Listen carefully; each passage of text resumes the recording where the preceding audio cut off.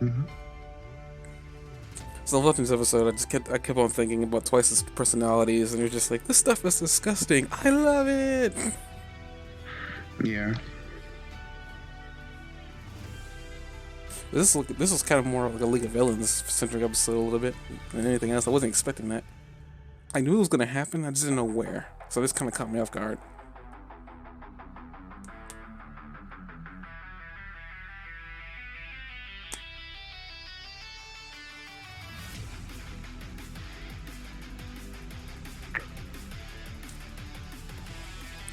I will type who it was. I'm not gonna verbally say who it was, but where is it? Where can I? Oh, I'm looking at. Oh, look at the right thing.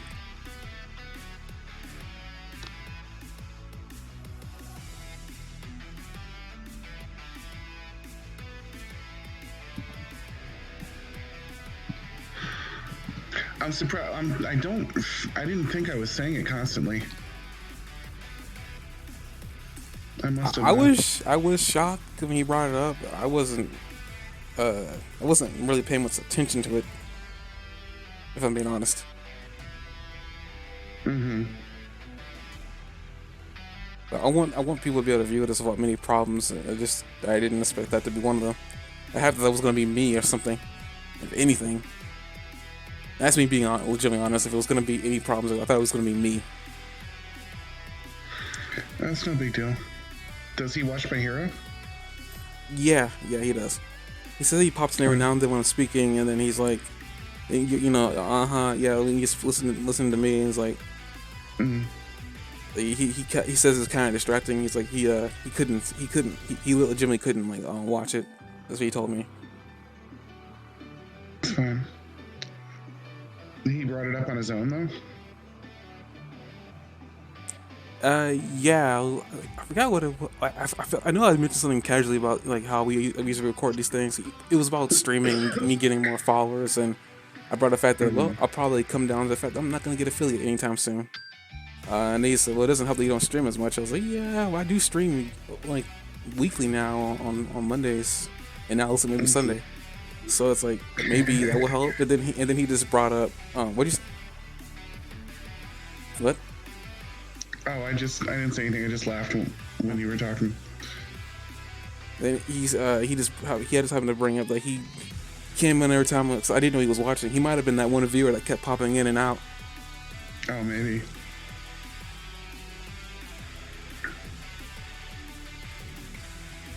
I haven't talked to Steve in like 2 years now. Yeah, a large part of the group that spoke with.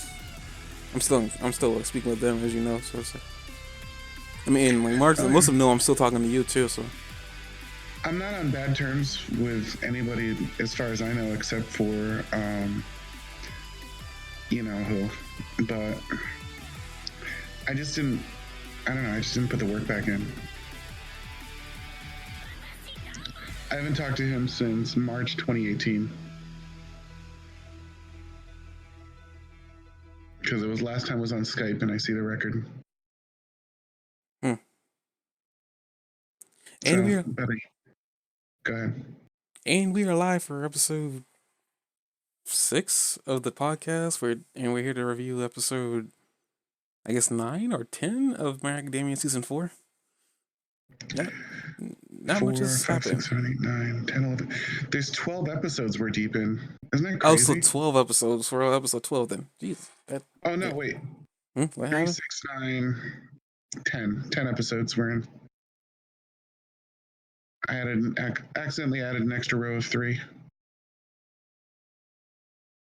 Hmm. Episode 10 of season 4. And yeah, I guess we are 10 episodes deep in season 4. And we've had quite a bit happen between the first episode and this one. So it's kind of interesting that we're finally at this point where I guess we're now at a middle ground and the action's happening because now we're dealing with 4 separate groups. Well, we're not really groups because like one of them is Sunator and he's down for the count now. And we've got Mm-hmm. Fat Gum and Kirishima who are now also out for the count. Um, I guess we can start with them now. I brought them up. we see the aftermath of what happened, and we see that the what's his name? Ruba? Rappa? Yeah, Rappa. We see the aftermath of Rappa, and Rappa getting back up. Apparently, his arms are shattered, so that's a good thing. Well, The barrier guy looks like he used up his quirk, but he didn't seem very injured at all, did he? He kind of stood up like he was doing okay. I think he was holding his head. I could be Oh, wrong was about he? that though.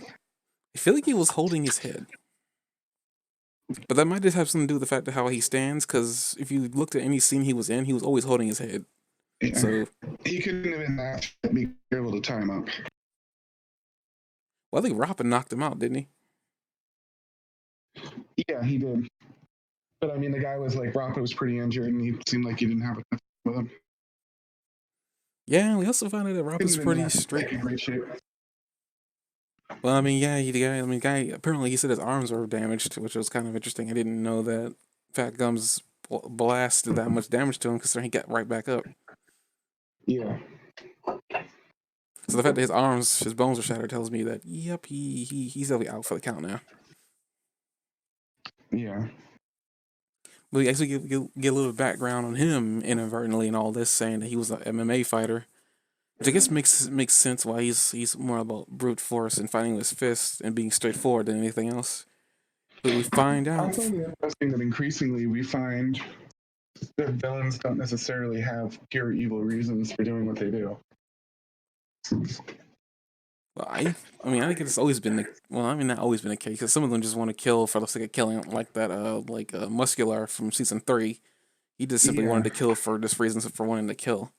So I mean, not every villain has got to be, I guess, noble or intelligent to do the job. I mean, this guy is clearly none of them. So we're just a straightforward shooter, and we find that out because he was an MMA fighter, and apparently he lost to well, I want to call him Shiranui. That's not his name. Um, Chise? No, that's a girl's name. Dang it. Are you familiar with D&D though? I played I think for nearly a year with you know who? Yeah, I'm familiar with D&D. Why? So what alignment would you make this character? What, Would he be Rappa? chaotic neutral? No, the bad guy, the villain. Like, wouldn't he be like? You mean Would he Overhaul? be chaotic neutral?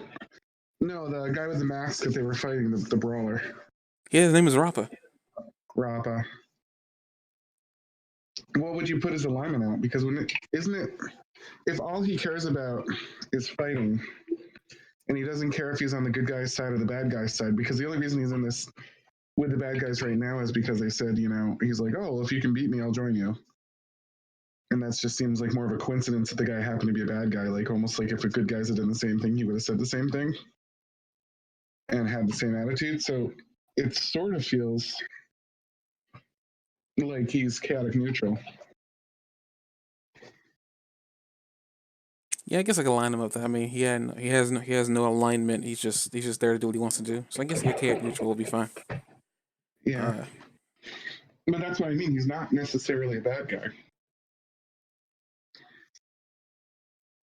I mean, that's what I was saying. I mean, like he was more a straightforward person. He didn't really care about no matter what. He only had an interest in what he was interested in.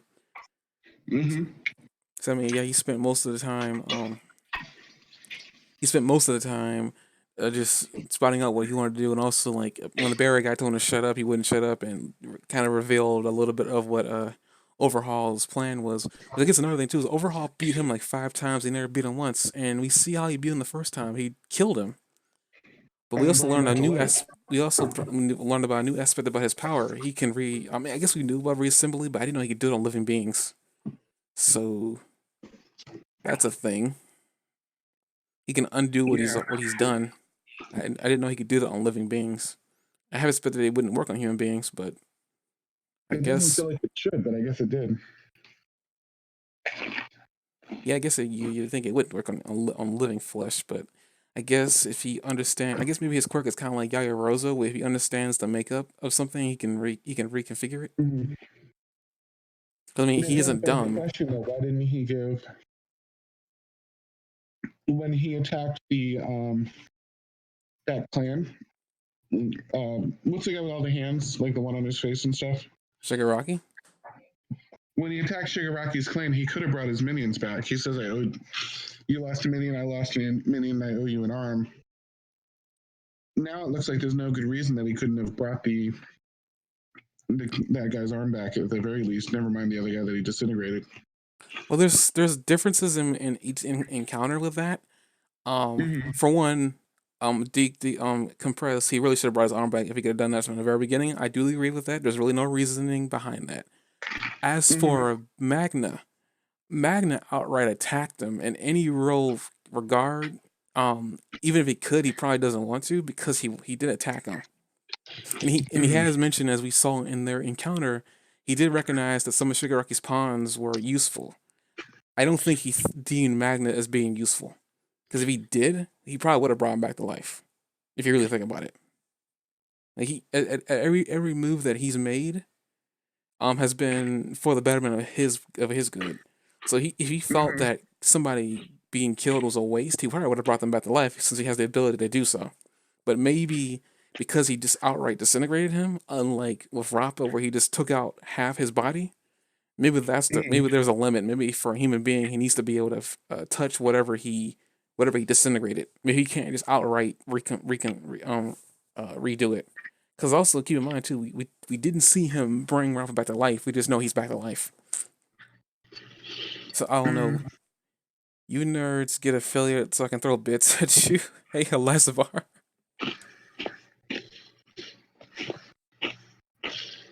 I literally did not see him pop in there. I just see this comment. And it's like, huh? I'm looking, oh, it's Elazabar. But back to what we were saying. At least what I was saying. What was I saying? Oh yeah, about him bringing back. Maybe it has something to do with his, because we know quirks have limits. They're like any superpower. There's a limit. So maybe his limit has to do with a human being. Maybe he just can't bring a person back from 100%. I mean, and now there's a Lazabar emote in my chat, and now there's something else in my chat, and now Spear is in my chat.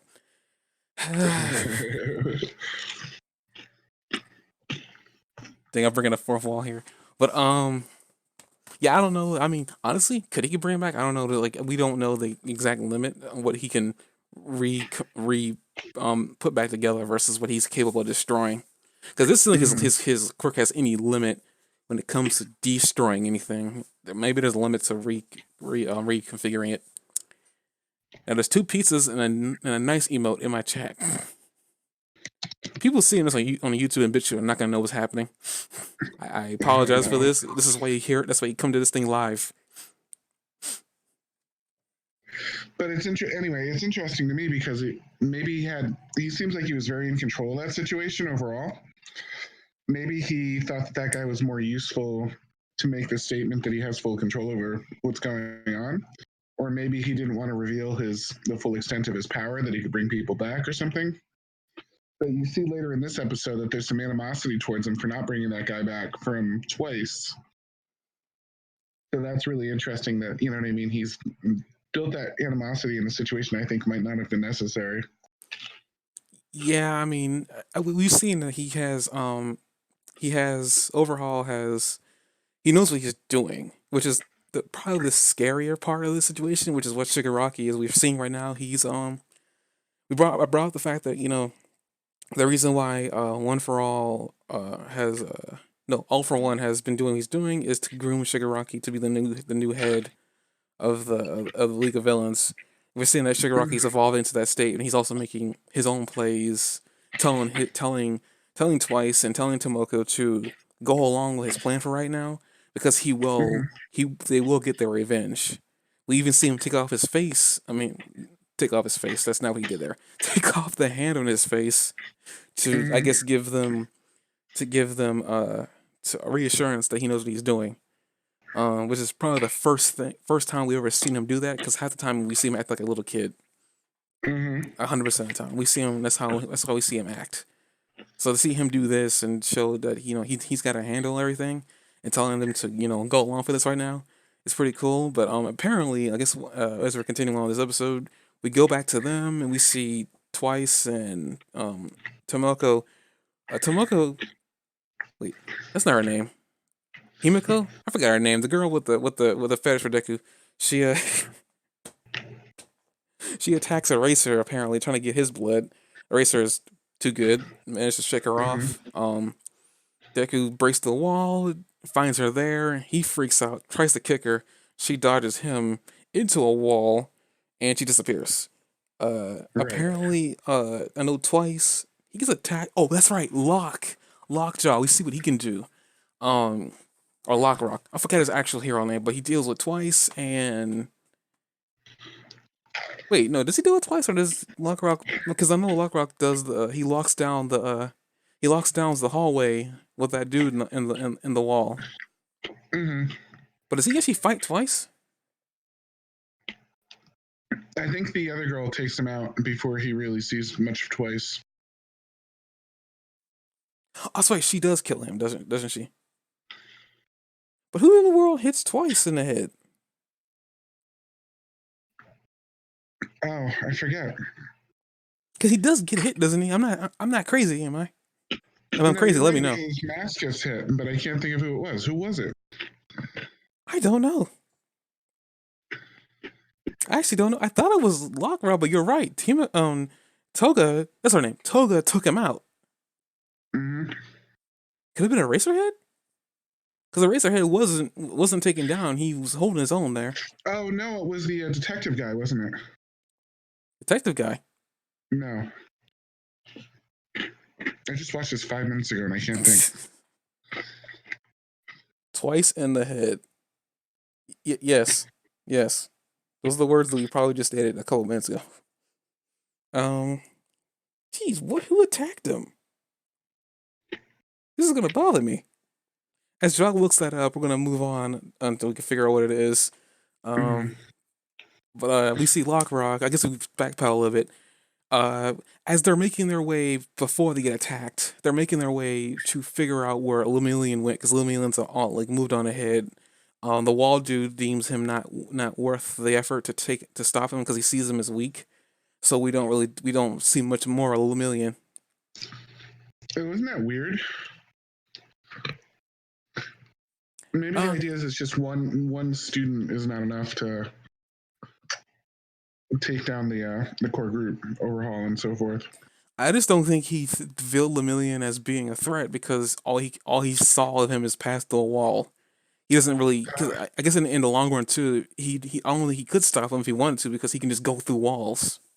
There's nothing you can do to stop somebody who can pass through anything. So I don't really know what you could have done to stop somebody with a quirk like that. It's almost like he's almost perfect for this mission because nothing can really stop him.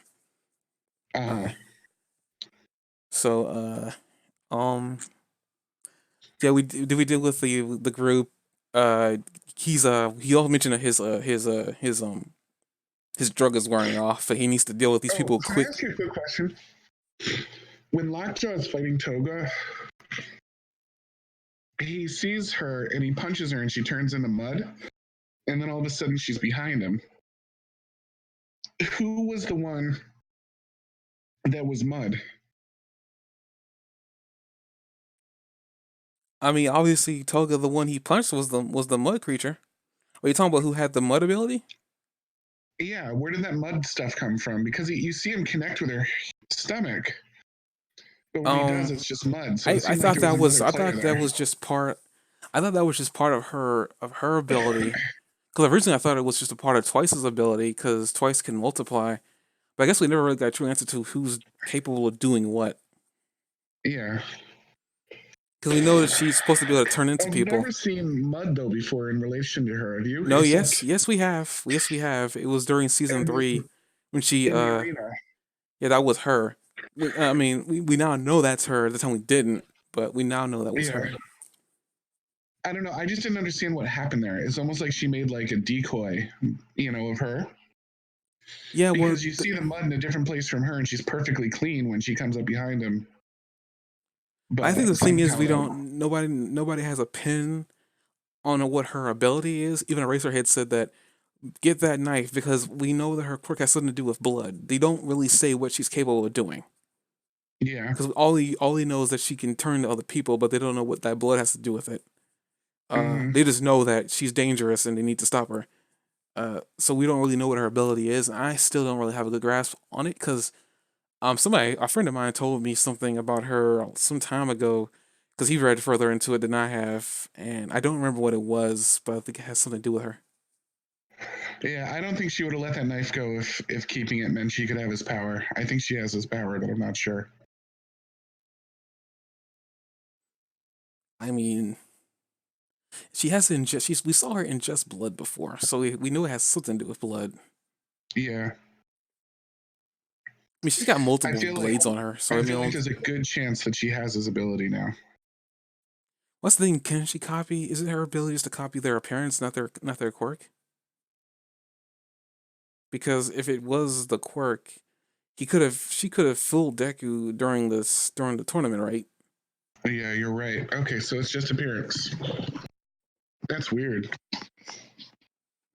I'm just trying to think. Is like I mean, can she copy abilities? And she was just stupid at the No, I don't time. think she can. I don't think she can. That's a good point. That would make her really powerful. Now, there's also a character with that exact quirk already in Class B, isn't there? Oh, you mean I hate that guy. Yeah, I hate that but guy. I don't think they're giving her a duplicate quirk to him. Well, I hope not. Like I said before, I was informed about something that I completely forgot about, but Mm. we don't see it here, and I don't even know where it comes up. I was just told something about her. I never looked it up. I was just straight up told. Uh, Eliza is trolling you hard in chat, by the way. yeah, I know he is. I've been ignoring it just so this he gets even more angry. Now that I've acknowledged it, he's going to do it even more. He's like Eraserhead. I don't want to watch that movie again. Twice in the head? Who? uh, did you ever Sorry. figure out who attacked twice in the head? By the way, I think it's the guy I thought it was. The when I said the detective guy, I was talking about All Might's psychic. sidekick. Yeah. Well, I guess we can talk about him now. Um, I know I stated this before, and you could probably quote me on this. I said I'm actually kind of curious what he did for All Might. Consider All Might was all brute force. Like the only thing he would be helpful with is determining best course of actions. Like Uh-huh. I didn't see him. I'm pretty sure you said the same thing. That I didn't see him being out in the field as being helpful to All Might. I take that back. Hmm. I take that doubt back. I didn't know he was capable of fighting, because I guess I should have guessed. Well, we saw him school Midoriya. Well, that was just dodging. That wasn't fighting. He still schooled him. We knew he was at least fast. Yeah, I mean, yeah, I'm not doubting. I'm not saying that, but I didn't think he was capable of fighting. I mean, technically speaking, he Okay, isn't. so this is interesting. I missed this detail. Sorry to cut you off. In that same fight, he knocks that other villain across the room. That turns into mud. Yeah. Yeah, like I said, I don't really know. I thought it was her ability, but maybe He it's says that not. Yazuka is useless.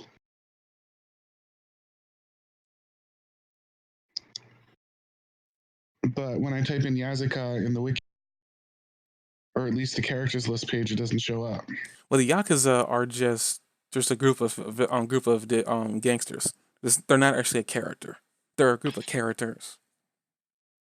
Okay, but the mud thing though, what is that? I think it's connected to Toga, but I don't know what exactly.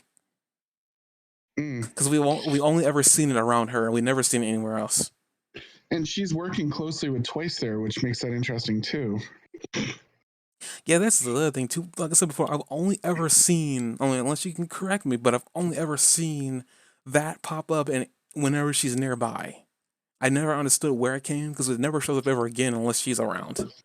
So if anything, we know if it pops up, we know she's around somewhere. That's why Yeah, I feel like it has something. I because think she comes up to him in a minute. so. That's interesting. I don't know because I mean, if you want to nitpick details, let's go back to the training camp that was before the provisional license. Um, Dobby, Yeah. that Dobby was a clone that we saw the Razorhead take down because he turned into mud, but he also had the ability to use blue fire. Uh-huh. So like I mean, you can nitpick this all around. I don't know what's going on. There's something we're not seeing clearly. It seems like maybe her real power is to create a simulacrum, and she can carry it around herself as well as separately from herself. She can do what now? A simulacrum would be like a golem, like a representation of that person made out of mud. But it looks like maybe like an extension of that quirk is that she can create it around herself, as opposed to like creating it like outside of herself. I bet she can do both. Guess another thing too. I got a quick question. I mean, I know you were paying attention. I know you were paying attention to this fight when it was happening with Deku versus her when she was Cammy. Yeah. Is Glamour supposed to be Cammy's quirk or is that her quirk? Which one's Glamour? I mean, it was that girl in the skin tight suit that she was impersonating. She was from the other school, I think Shiketsu, because she was Yeah, fighting but Deku. what is Glamour? I forgot what she said, but like she called it glamour, but I didn't quite understand it at the time when it was happening. It seemed like it was. It seemed like it looked like he was like when Deku was kicking, he was kicking illusions. But he was never kicking her, and she was capable of going around and everything like that. And she dug underground so that she was quite elusive. Like Deku Yeah. could never land a hit, no matter how hard he tried. In this, it says she emits a mist-like substance from her mouth, which forms the illusion. But is that from Kami or is that from Toga? If Toga, I don't. I'd have to look at that fight really carefully now. But if it's true that she can create illusions like that, and Cammy and Toga can create simulacrums, she might have been able to kind of imitate the quirk. You know what I mean? Do a lot of things that were like the quirk, and and kind of like have that passable, which might be why she picked a fairly random character as the one that she took, because that character's kind of a nobody at that point in the show.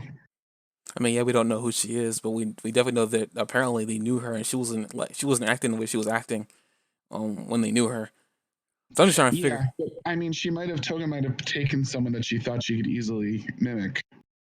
That's true. I don't like I said before. I guess we'll find out at some point in the series what Yeah, that's about. yeah, Um, I don't really know.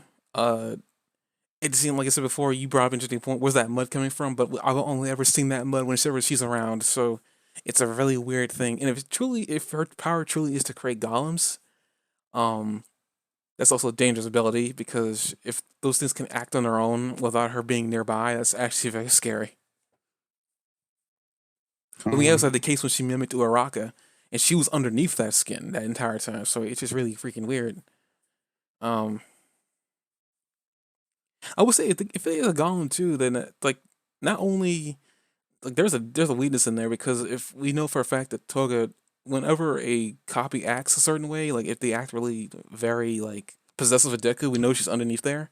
But if they act differently when they don't act like that, clearly she's not underneath that golem surface. Yeah, So I guess there's a weakness. Her personality is really expressive. Basically, deal with that. I mean, versus like whoever attacked twice, if it really was Night Eye. Granted, his capabilities are really only through his quirk because he also had a support item which sent that mud golem dude who looked like Rappa into the wall. I forgot what he called it, but definitely apparently they were heavy enough that when he threw them, they would like slam someone against the wall. who is It's this? Rappa is the guy who likes to punch a lot. The guy that Kirishima and Fat Gum were dealing with. Yeah, I mean, what were you saying there? You said they were heavy enough when you threw them against the wall. What? I was Notice that they focused were on like the video for a second. they were heavy. Whatever Knight was holding was heavy enough, but light enough that he could handle it and throw it at something, and it would make a decent enough of a footprint. Like if he threw it on Yeah, how based on how big that guy was when he threw it, it was light enough for him to handle, but it was still heavy enough for he was able to slam a copy against the wall. Like it was heavy enough to disable it. So whatever that support item is I guess it was made specifically for him. Which I guess it's interesting too because like All Might doesn't like to use support items, but apparently a psychic does. So I guess it's another thing that makes him different. They helped him a lot, and he's not been All Might's sidekick for a long time at that. Yeah, I mean I know I'm just saying like, it's kind of interesting that these two used to work together, but like All Might doesn't like using like support items because they get in the way of they get in the way of his ability to use his power. Night Eye likes to embrace it from the looks of it.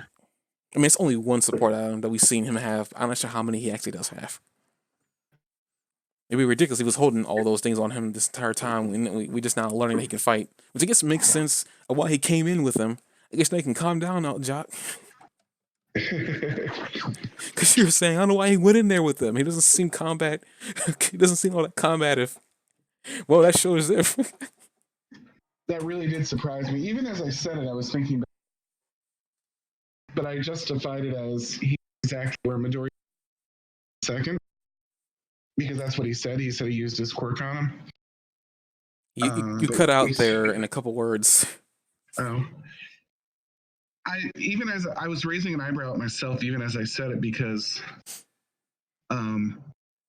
Midori, he schooled Midoriya so far, and Midoriya was extremely fast. But he then rationalized at the end of the fight and said, aha, but I previewed the entire fight before it happened, so I knew exactly where to be, etc. But it seems like that maybe wasn't the point, that he was pretty fast on his own, and I kind of missed that. I mean, yeah, he definitely did say that he was like a little bit quicker than he was, and his shirt got ripped in accordance to it all. So I guess that makes sense that he. I guess another thing too is like I said, even when you were saying that, I was saying like, well, he was All Might's sidekick. So like, I mean, honestly, if he wasn't able to handle his own, that'd be kind of surprising. So I guess like I guess in a it was way. kind of like a Dick and Arthur situation though, where like one of them was the nerdy, like bright guy, and the other guy was the tank. But apparently, he's much more than that. Yeah, this show does a really good job with showing people who have quirks that don't really enhance offensive capabilities. They're still capable of fighting. I mean, we look at Eraserhead. The guy is like, the guy is a bamf. Yeah. Like Eraserhead, like you can't like. I mean, his quirk might just be able to disable yours, but he's still capable of taking you down. He disables your quirk. He doesn't just depend on his quirk. So it's the same thing for He Night wouldn't Eye. have lasted very long from that situation if he hadn't. That is Cool. true. So I mean, yeah, I mean, if he wasn't for the fact he was quick on his feet, so I guess there's that. Yeah, we saw that a little bit like with them as they were starting to put together what was happening. Because we see a lot more of the guy on the wall, and he is like really desperate, trying to separate and take care of these guys. So much to the point that he lets Toga and Twice get underneath his skin, makes him quite angry. And Toga and Twice are, I guess, monologuing in their own minds, saying that we got to get the heroes to work with us to beat up the Yakuza. So that's the true agenda here. Apparently they're here to get revenge for Magna. It's quite interesting that they decided to do this now, but I guess it's what the agenda that they were truly sent in there for. I guess it's what Shigaraki was trying to tell them in his own way. Mm-hmm. It's kind of interesting. You're seeing like a metamorphosis of Shigaraki. He's not this he's not this brat anymore. At least as far as I can tell, he's actually been a very he's been playing. It looks like he's been playing Overhaul, and Overhaul doesn't know it yet. Because Overhaul is too concerned with his own plan.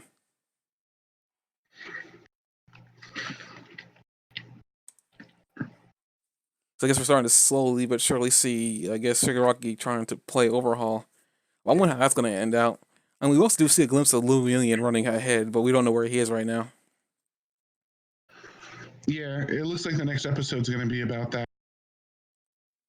Well, I didn't really see the preview, so I don't know what this episode was. It looks like a lot of the next episode in the preview is going to be that fight. you see that teamwork factor coming in again with the fact that the guy, the wall guy, who really needs their help, like was already sort of taking them off, like shutting the wall so fast that he almost killed one of his own teammates. Them talking about how they're just waiting for a chance to turn on them. Them looking like they're about to fight each other in the middle of a bigger fight instead of just waiting until the fight's over and their common enemy's defeated. That teamwork factor is a big deal again. And I agree with you completely about hand-to-hand combat abilities being a major factor as well. Midoriya, for example, is much more powerful and stable as a hero now that he's learned to fight with his feet.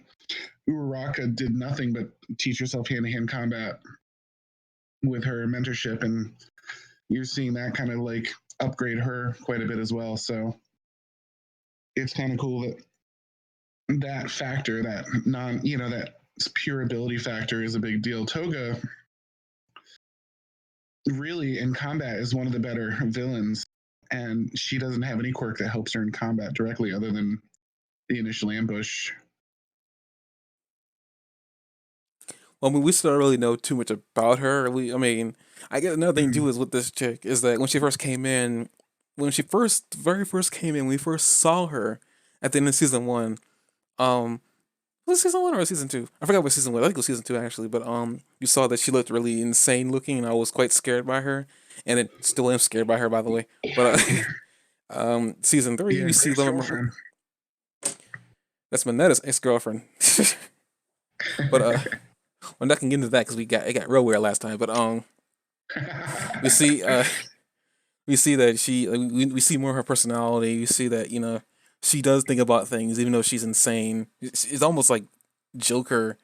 It's almost like in Joker insanity in her brain because like it seems like she's quite intelligent. She can pick apart a room. I think she's probably the most stable when you bring up the fact that she's probably the most combat. Like honestly, she's probably the most stable out of all of them, and that's saying a lot considering that we got half burnt man Dobby over here twice who needs to stay in his suit or he'll go insane and split himself into multiple versions of himself. Um, uh, to Compress, who's probably dealing with his own demons right now because he lost an arm. I think we saw him too, and I think he had a robotic arm. Spinner seems pretty sane. No, dang it. Spinner is more like fanatical insane. Yeah. I wouldn't really consider him stable. Well, compared to Toga, who's batshit crazy insane instead. Well, that's insanity with a purpose. And she's not that insane. When she was speaking to Shigaraki, even though it was really creepy and she had a knife to his throat, Shigaraki didn't think she was gonna slit his throat. Like, Yeah. so I guess it's one of those things. You think somebody that insane, you wouldn't want them waving a knife around you. Just saying. Yeah, she's not. I'm gonna go on. I'm gonna correct her right now. Yeah, she's not totally stable. But out of all the characters that we've seen in combat at this point, she's probably the most stable because regardless of how crazy she's acting, she's thinking ahead. So far ahead, in fact, that I guess it has to deal with her quirk too, in terms of like what she's capable of doing with it. I don't really know. Like I said before, we still don't understand 100% what her quirk is. So I guess it's another thing to deal with it too. And yeah, her personality is just like really crazy. I guess Spinner it probably is sane, but I don't know if I consider fanaticism being stable. Because you can make the argument with her too, because she was a fanatic of Stain too, but she hasn't mentioned Stain's name in forever. Actually, this episode she said that she stuck around for Shigaraki, and she didn't even mention Stain. Right. So it's like I guess her admiration has changed. So right now, I think the only person in that group who's even like a Stain disciple is Spinner himself, but we haven't seen him do much. Not much at all. Even we don't know his quirk is either, because we just see him looking around like a big giant, like sword katana or popsicle. Popsicle. I'm sorry, but that thing is a popsicle. Just waving around is like you think it's gonna look cool, and then he unwraps it. It's just a bunch of swords put together. I just guess, by the way, too, other than that strap that's on his sword, those swords should not be staying together. So I'm pretty sure it has something to do with his quirk. I would imagine so. Uh, I guess Dobby's kind of. Well, I mean, like, I'm kind of backtracking on who's saying, but it's like I guess at this point right now, based on what we know about each character, he's probably the most sane of the insane characters, which is it's a very scary thought. 'Cause He even seems to he seems to have a pretty cool head, know what he's doing, and he was even able to kind of off balance Eraserhead and know how to like kind of make how he ticks and how to screw with him. So he did seem pretty good in that sense. did you just call Toga a he? Oh, I thought you were talking about Dobby. Dobby seems pretty stable too. I'm saying like Toga is the most sane of the insane characters. Dobby is a whole nother kettlefish. He's haunted and everything, but he does have his stuff together. He's He's not effective. insane though. He's not insane. I was saying she was the most sane out of the insane characters. Yeah. Dobby is just like a whole different league. Like he seems he's got his marbles together. Um, Granted, that might change later. I don't know. Uh, let's see here. Yeah, Dobby. I mean, we've seen him. Toga's probably a little bit inspired by Harley Quinn too. Who, Toga? Yeah.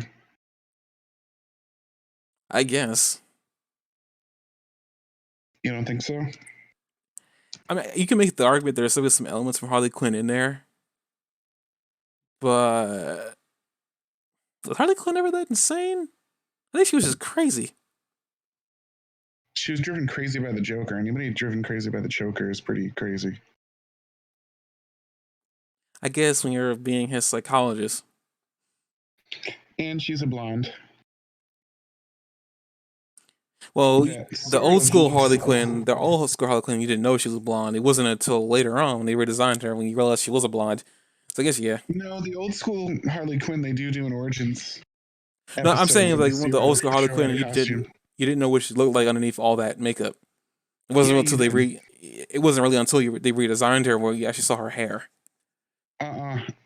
In the original Batman animated series cartoon, you do see her outside of makeup.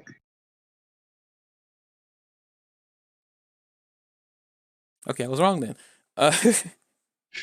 She was created kind of by accident. Originally they just were making her as like kind of an amusing minion, and she was so popular they brought her back a few times, and she evolved from Batman the animated series into like a major and celebrated character. But her original form doesn't look that much different than Toga. If you were to take her out of her makeup and put her next to Toga, it would be pretty close to Harleen Quinzel, the Doctor that was Harley before Harley was Harley. The Toga's in a schoolgirl uniform. I don't know how you could compare that to a doctor. Except that she was in a white smock. Hang on.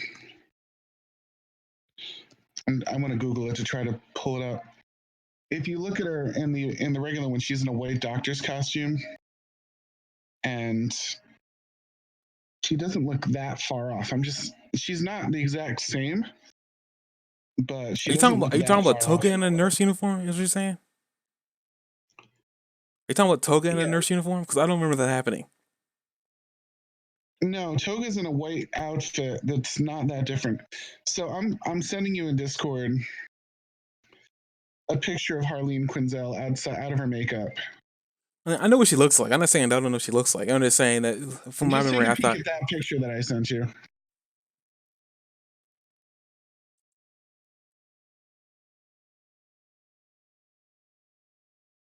Well, I guess the head they look similar. Does Toga have pigtails? The haircut and everything though. Let me look this up. Himiko Toga's her full name. Okay. Wait, no, that's not what I wanted. I don't want a Toga party. I wanted the character. Are they identical? No. I don't think costume should be the thing that disqualifies her.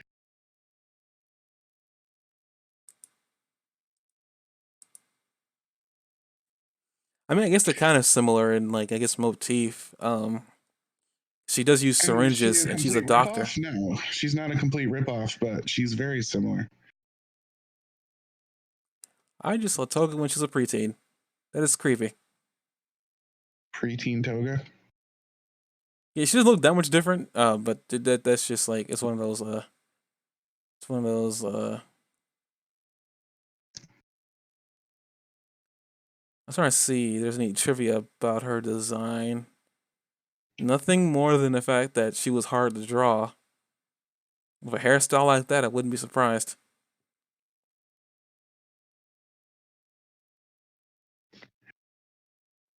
That's weird. Um, Not that this has anything to do with what we're talking about right now, but apparently in her one of her pre-designed sketches, she was meant to be a bisexual. Neat. Actually, I mean that kind of puts the whole Harley Quinn thing in this perspective because like apparently in the comics, Harley Quinn and Poison Ivy are a couple. Check this out. There's even an article comparing her to Harley Quinn. I just linked you to it in Discord.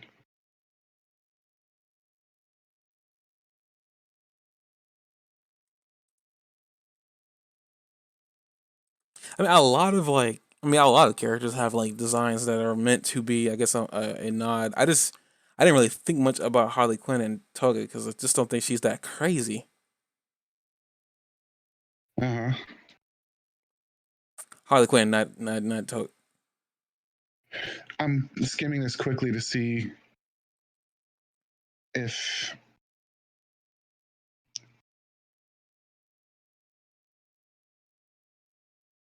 there's any if they're just talking about how it's similar or if it's official. I just saw something that I guess I can actually agree with you that maybe there's definitely when she was designed, he probably was looking at Harley Quinn. They bring up that she has a fascination with Deku, and it's kind of the same fascination that Harley Quinn has with Joker. I guess if you can compare that relationship, yeah, she is kind of like she Yeah, is. she seems to be. She likes people with green hair, just like the Joker.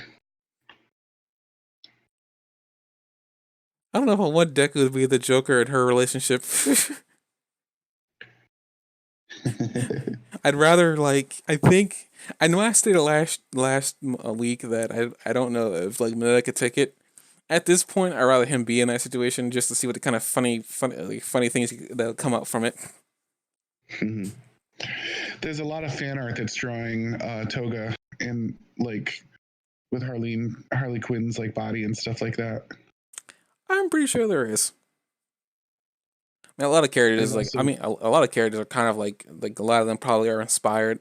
You could probably make the argument that like a little bit of like Todoroki's design is from Iceman because a lot of what Todoroki can do like it looks like it came from Iceman because Iceman can surf and glide and manipulate ice too. I think he's just or as that good as him. Bakugo is Vegeta. Did I say But that? everybody's made references to Bakugo being Vegeta. Everybody. When he first came onto the scene, people said that's Vegeta right there. I'm dead serious. Mm-hmm. When he first came on the scene, people said that. And I was like, I don't know. He seems kind of different. And then like they started going. I was like, oh, there's the Vegeta. Do you think that There's Sue the. is? Do you think that Sue is inspired? I feel like you said that you think Toga's inspired by Piccolo, but the Discord cut you off before you could say it. Oh, I said is. Do you think Sue was inspired by Madonna or Marilyn? Madonna or Marilyn Monroe? First of all, isn't Marilyn Monroe a dude? Wait, No, you're thinking Marilyn Manson. is there a difference? I take that back. I don't mean Yes. it. I don't mean it. I don't mean it. Or someone shoots Madonna me. and Marilyn Monroe are considered the two great sex symbols of history. So obviously, Sue is designed after one of them. I just don't know which one. I'm gonna regret asking this question. I'm gonna Okay. ask it. Okay. Are you saying that Sue's a sex symbol? Well, what else would she be? Moving on. I thought that was obvious. I just wanted to make sure, because I don't know where you're getting the Marilyn Monroe or Madonna comparison out of her, and then you brought up the sex symbol. Their time, I was like, seriously, seriously. I thought Yaya Rosa would have been more of a sex symbol, but that's just me. But yeah, Which one's Yaya Rosa? Oh yeah, the girl in the very revealing leotard. Who else? yeah. She can't keep up with Sue. She might be good looking, but she can't do that thing with her tongue. Who's saying she can't? She's just moving around lipids. Oh dear. She's just moving around fat cells. And we got weird again. That's your fault. I was staying away from the weird. Oh look, Eliza Barr's gone. I think he left a long time ago. Yeah, he did. I was just joking. I mean, if he did leave and he left like you, that was your fault. You scared Eliza Bar away with your talk. I think he actually left around the time that you said you deliberately ignored. I'm sorry, Eliza Bar. If you ever see this in the future. He's watching this in post and he's just like loading his shotgun. He's just like, why I oughta.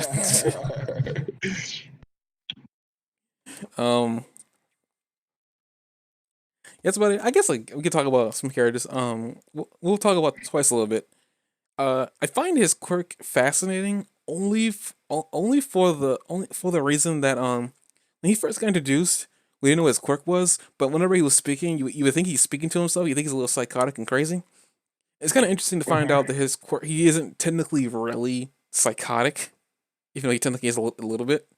Ella has to do a lot of his quirk that he can't control him splitting, and the only way he could figure out how to solve that issue was to put on a costume. Mm-hmm. And even then, he still has the extra outside disembodied voice that it's essentially like he says one thing and then the voice says something else, and he's like, "Oh, this is disgusting. I love it." Mm-hmm. So I mean, I like that it's very Deadpool when making comparisons to other heroes. I like that. I mean, I know you call it a discount Deadpool, but I think even that's even kind of being a little bit too insulting. Because like, I mean, so? Deadpool doesn't even like he's not that crazy. If anything, I don't even, crazy. no, I don't think he's that crazy crazy. in that exact way, but he's crazy. I'm not saying he isn't crazy. I'm just saying I don't think he's that crazy. I mean, so it's to the point he'll say something and he says something else the complete opposite. Yeah. I mean, Deadpool does some crazy stuff in his time. Twice hasn't had the chance to do that. And other than two, Twice is a bad guy, or at least a villain at this point. He could go anti-hero. I don't really know, considering that he's doing a lot more ever since we found out about his quirk. Surprisingly so. I mean, even like Overhaul said that he was a key player. I'm still confused by that. Like, I wonder what he sees in him that I don't see yet. Yeah, that is strange because he seems like possibly the lowest tier one, in my opinion.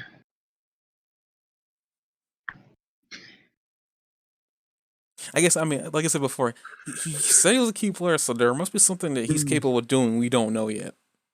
Yeah, that makes sense. I just mean like of all of that group. Yeah, I mean, yeah, he does think. I mean, he'd be less. Compressor Man has one arm now, so obviously he's a little bit down. But like, no, I think he has. I think he has two arms now. Compression Man. Yeah, I feel like we saw him you probably didn't see him, but I think he was there, and I think we saw a robotic arm. Nobody else there would have had to have a robotic arm. I didn't see a robotic arm. I'm gonna go back to that scene. I swear I saw a robotic arm. I know I didn't imagine it.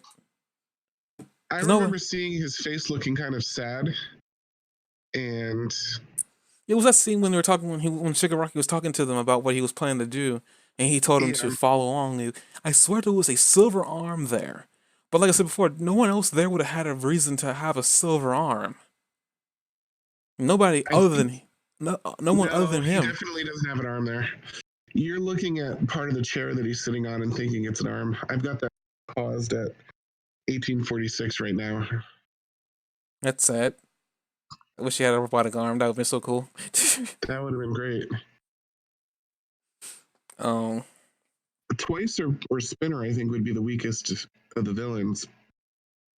Oh wait, there is a guy with a robotic arm in his hands walking to him. Is that like supposed to imply that they're about to install the robotic arm? Maybe that's what I saw then. I thought he already had it. There was a guy I didn't recognize wearing a pink suit or a pink outfit of some sort, Jock. and he In a yes, world in a world this robust, you're gonna have to be more specific than the guy in a pink suit. There's plenty of them, right?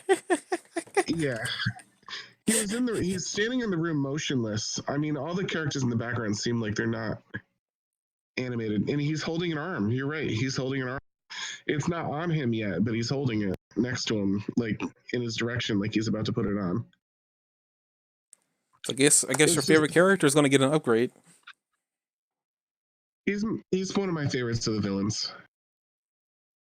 Toga's growing on me too. Toga been growing on me for like months at this point. She's endearing in a very weird, creepy way. Yeah, Which I is like Spinner, I like Toga, and I like Compression Man. Compression Man, I feel like it has a lot of room for development and fun. I don't like Spinner that much. I mean, compresses. Honestly, if he did more, he'd probably be a little more unfair because, but he didn't really do much other than steal Bakugo, which I mean is a feat in itself, but still, just it wasn't that impressive to me. I feel like Dobby is not going to be much more than he is already. Like he's not going to be. He's always going to be a force, but he's always going to be exactly what he is right now. I like to argue that, but with facts, I can't exactly exclaim right now. Oh, okay. I will say this. Unless he becomes Todoroki's I will say long this a lost little brother. bit. My theory, and a lot of fans' theories, might be true. Might be true. And a lot of people probably going to be happy about that. But I'm more excited for Dobby than I was before. Mm. Mainly considering how powerful Dobby is. Because you say he's a force to be reckoned with. He is a force. Very much so. He is he is dangerous. Out of every character that's capable of producing a flame, he's the only one that can produce blue flames. Well, I take that back. Dobby constantly makes blue flames. Endeavor can make them, but he has to concentrate. Does that mean he's Super Saiyan God too?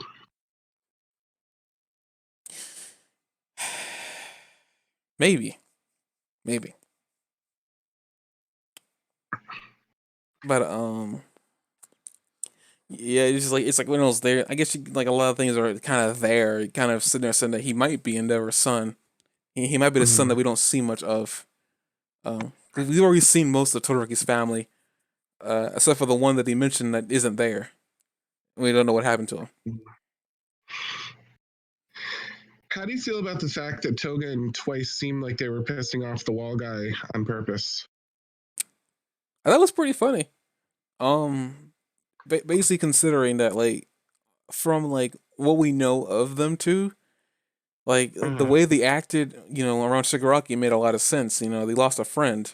Like I mean, they literally did say that they viewed everybody as family. Even Shigaraki said that he viewed every single one of his people in his group as a member of his family.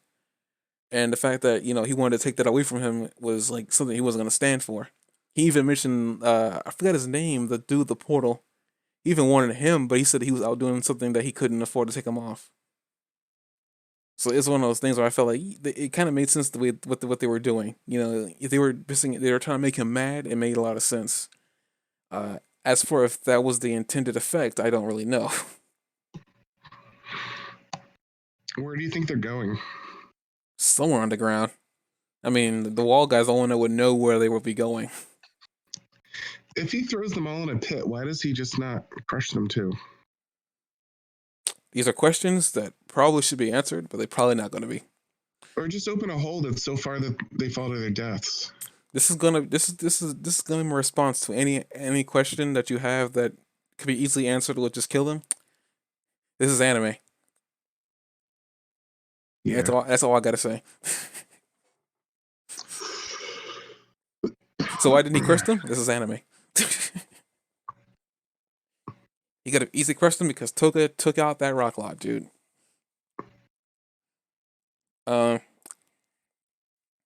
As for getting them mad, honestly, that was to be expected. I don't know why Overhaul didn't think they were going to do that. Maybe he did. I don't know.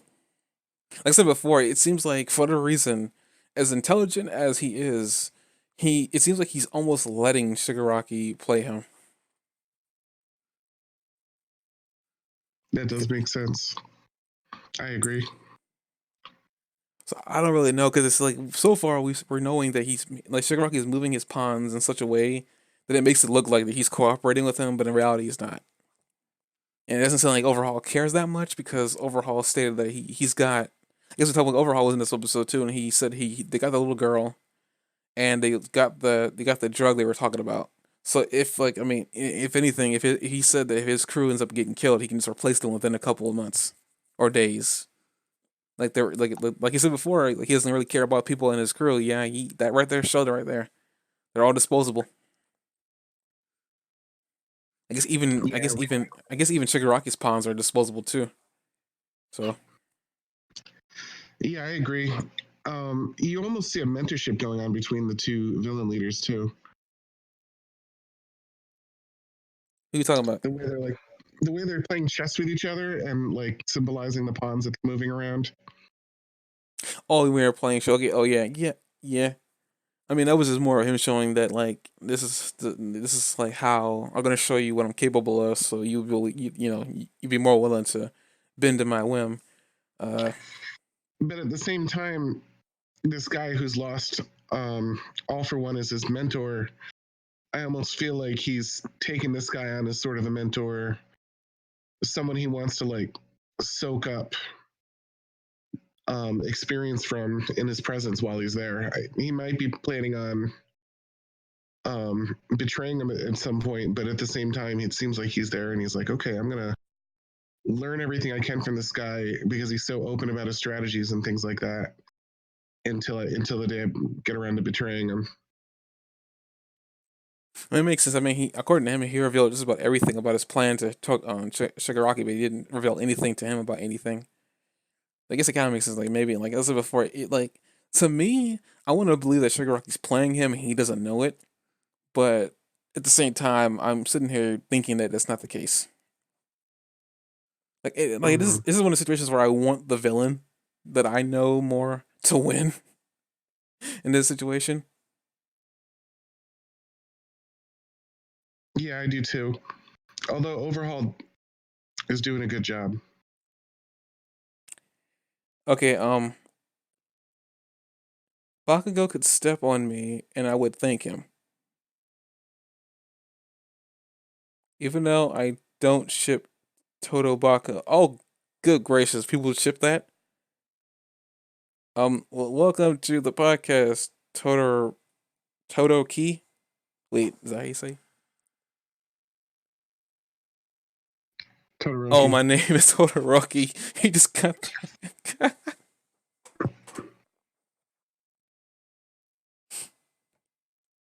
Okay, that explains that more. I was confused. I was literally confused. I was literally like, wait, what? The next line, and like, wait, people ship Bakugo and Todoroki. I know I know gay relationships exist out there, but I didn't know they actually shipped those Oh two. my gosh, you just went there. He went there. That I only wasn't see me. one message. What were the messages I'm not seeing? I see the one where he says it's his name. It looks like I got kicked out of the room for a second or something because it says He says went Bakugo through would the step chat on room me, and I twice. would thank him, even though I don't ship Todabaku. Gotcha. Because apparently it is a ship name. I'm not Ooh. surprised. The ships need to die. Or the ship needs to die. I mean, hey, what people are into. I have nothing. I have nothing against people if they're into something. Just keep that away from me. Specifically Totobaku. Keep that away from me.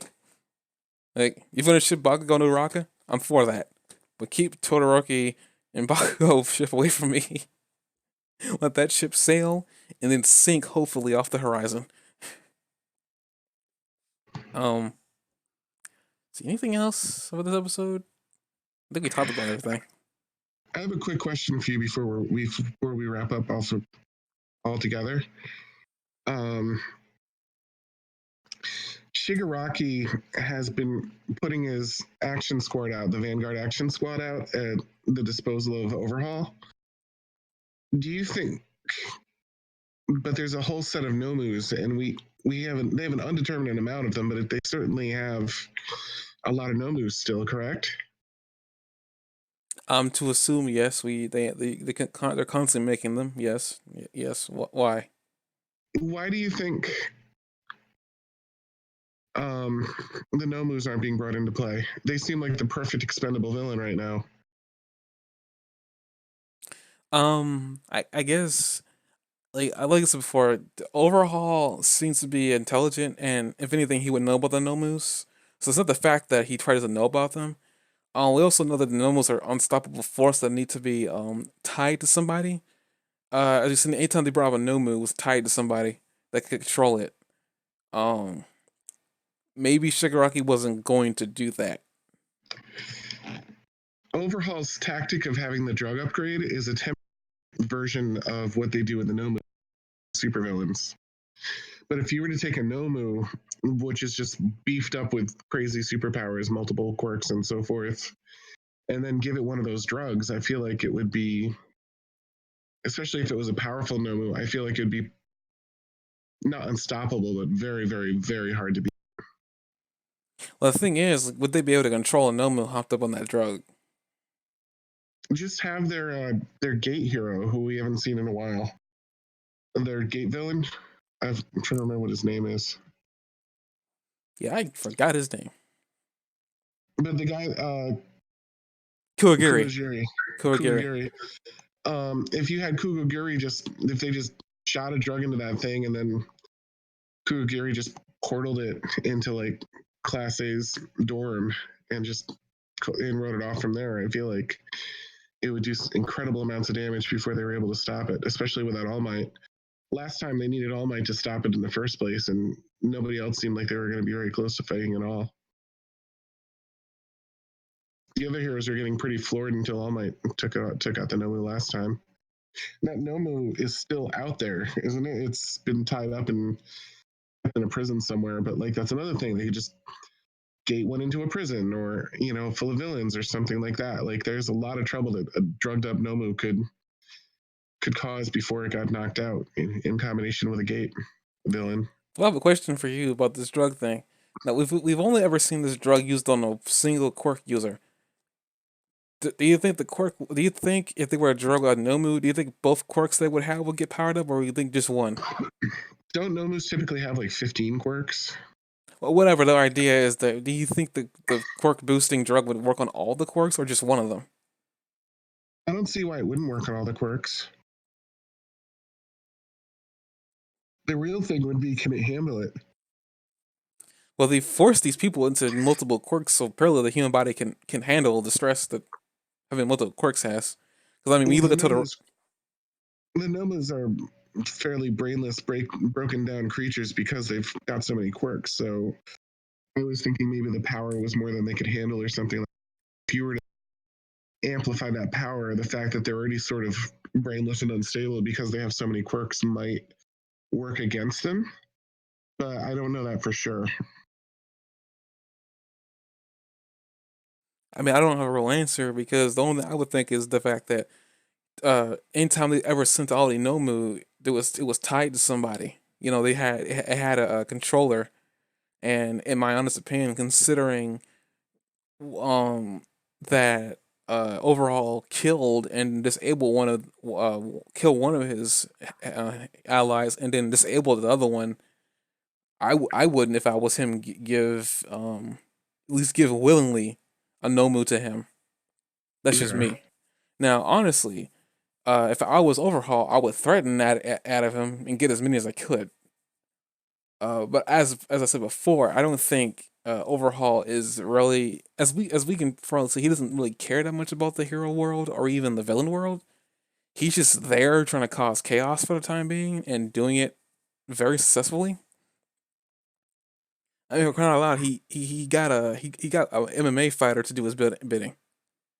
Yeah. So it's like it's one of those things where like it doesn't seem like he cares that much about the villain world and in the hero world. As long as they do what he needs them to do to fulfill his own desires, he and I don't really think Anomu would change that much. Granted, he probably if were to get control for one, like I said before, yeah, it'd probably do a lot of damage. Um, but that's probably not his goal. His goal is probably Hmm. something else completely different. And again, I already kind of have the goal that he has in mind, but I don't 100% remember it too much, so I'm not gonna say anything. But Right. so like a Nomu here or a Nomu there, I don't really know. I say it's a good idea. They should still have Nomu sitting somewhere. Uh, I don't know where they would be, considering the factory Mount Lady stepped on last That was season. a factory though, not the factory. It No, sounded but like. I'm just saying, like the fact that that one in particular, like the Nomu's there, but then again, the Nomu's got out, so never mind. The factory got destroyed, but the Nomu's still survived, so never mind. But I don't know Yeah, why they why should have they quite a few of them. why they didn't Also, use them. you wouldn't think that every single Nomu they ever had was just sitting in the factory. You would think that the factory creates them and then they go somewhere. Well, the thing is, considering they had so many in that thing, I think they were popping them out like candy. So I mean, regardless of where they were storing them, they probably were able to make multiples. There's probably some original Nomu out there that they've gotten that they're making copies of. Hmm. I would feel anyway, because like that they're making too many of them too fast. Uh, yeah, I don't really know. I mean, I guess the next episode we'll get a little more detail of what's going on with Lemillion. And apparently Lazarbar is here Oh, he came back. Ja, Liza Bar. with a green man emote. I like it. Drug rage. I like it. Oh man, it's so good. He literally came It's back green. during the drug talk. We always It's not end quite as these good as Froppy or Piccolo, but it's still something. we always end these things off in the weirdest things. Last time it was weird shipping pairings, and now it's just drugs. What's next? I'm sure we'll think of something. That's what I'm afraid of. Exactly what I'm afraid of. We're gonna end this off here, and we're gonna come back for another episode of like the podcast, talking about episode 11. Yeah, 11, and we'll figure what's going on from there. Um, if I come back later on this week for a stream, I guess I don't know when, maybe tomorrow. We'll have to see. I guess I'll see you guys then. And thank you See for you, coming by, everybody. Lazar.